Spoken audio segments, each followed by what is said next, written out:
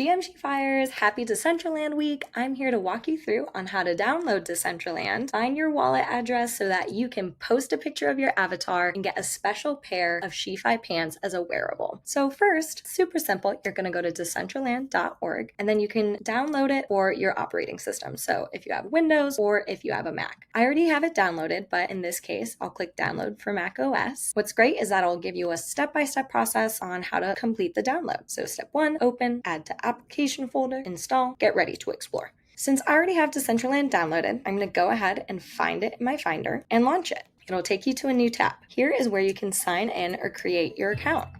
So what's great about Decentraland is that you have a ton of different ways to create your account. You can continue with Google, MetaMask if you have that wallet, or a ton more options down here. I'm going to continue with Google since that's how I made my original account. And then I'll match this code. Perfect, they're the same.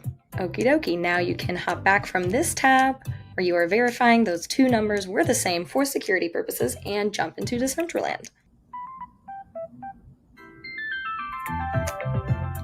After the screen loads, you'll be sent in world, and here you are.